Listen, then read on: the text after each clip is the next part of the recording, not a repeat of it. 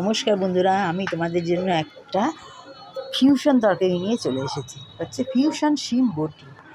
এইটা তোমরা অতি অবশ্যই করবে, খেতেও খুব টেস্টি। দেখো কী কী লাগছে, আমি সব দিয়ে দিয়েছি। আচ্ছা, বড়িগুলোকে আমি একটু তেলে, এটা না একটু সর্ষের তেলে করবে, তেলে ভেজে নিয়েছি, ভেজে তুলে রেখেছি। তারপরে কালো জিরে ফোড়ন দিয়ে শিম আর বেগুনগুলো একটু সতে করে নেবো। তার সঙ্গে একটু হলুদও দিয়ে দেবো। তোমরা এই তরকারিটা অতি অবশ্যই করবে, করে আমাকে জানাবে কেমন লাগলো। হ্যাঁ, আর তোমরা একটু সাবস্ক্রাইব করে রেখো, তাহলে পরের ভিডিওগুলো তোমরা সত্যি সহজেই মেসেজগুলো পেয়ে যাবে। আচ্ছা, এবার আমি দেখো ওটাকে নাড়া দেওয়ার পরে আমি একটু কড়াইশুঁটি দিয়ে দেবো। কড়াইশুঁটি দিয়ে নাড়বো। কাঁচা টমেটোটা আমি আগে দেবো না, টক জাতীয় জিনিস দিলে সিদ্ধটা কম হবে। তারপরে আমি টমেটোটা দিয়ে দিলাম, দিয়ে এবার নাড়বো।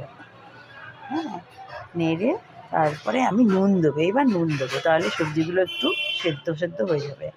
আমি এতে কোনো জল দেবো না, জল ছাড়া এই সবজিটা রান্না হবে।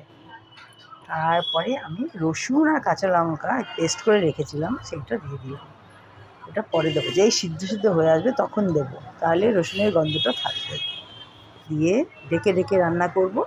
তারপরে এটা দেখো সিদ্ধ হয়ে আসছে, তখন আমি একটু গুড় দিয়ে দেবো। আমি চিনি দিই না, আমি গুড় দিয়ে দেবো।